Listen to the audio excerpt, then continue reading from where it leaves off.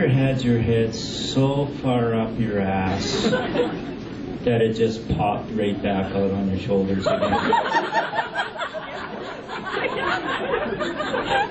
Look, I'm not saying anything.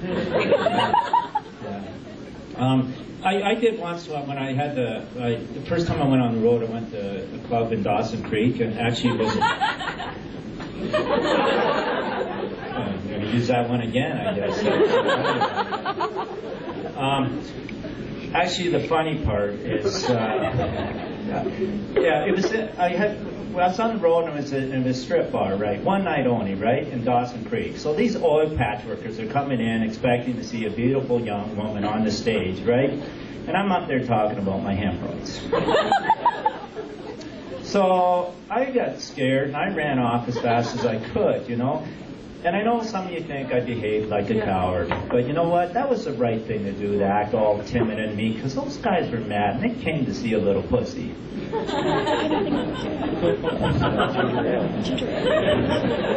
See, I like to play on words. I just really like to play on words. So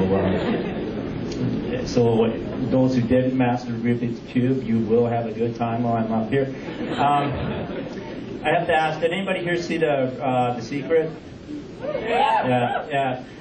This is a good show, very inspirational. But sometimes I think people take a point too far. Because there's this guy, he was in an airplane crash. He crashed his plane. He wound up in a coma, right? And he's on life support, right? And so he starts the story off by saying, you know, the day I crashed my plane, I'll never forget that day. And I'm thinking, like, no shit, you know.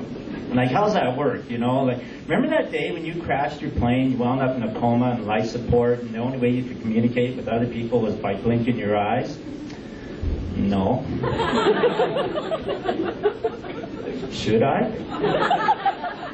When did that happen? May 6th, I remember that day. I went to the grocery store. I got a 6-pack of Diet Coke for my wife. The clerk's name was Brenda. No, nothing about an airplane crash. You know, that's going to bug me.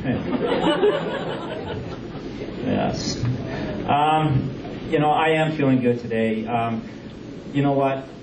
The secret, it does work. The principles do work. And if you apply to your relationships, I'm here to tell you it does work, because today, this week, I'm celebrating 25 years of being in the same relationship. Feeling really good about it.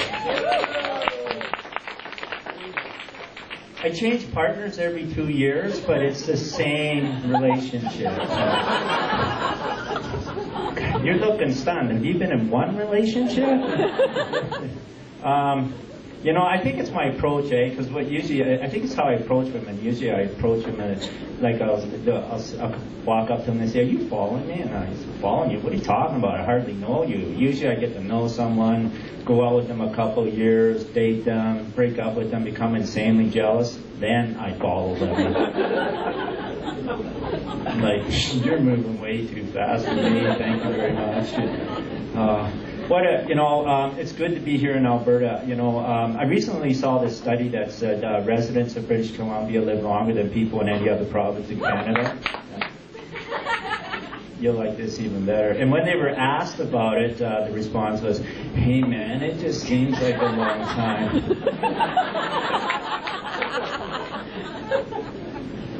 I recently was doing some church shopping, and you know, for me, when I go to church, I need the minister to be engageable. He's got to be entertaining. He's got to be believable, right? I went to this one church. The minister was good to a certain point, and then he lost me, right?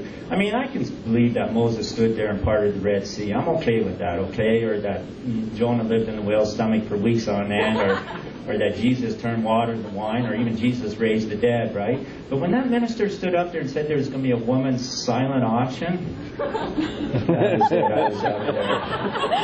You're like, you just took it too far. Did that make me look sexist?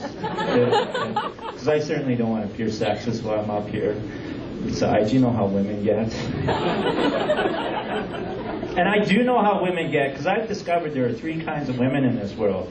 There are women who like their men well off, women who like their men well endowed, and women look at their men and go, oh well. You guys are great, thank you.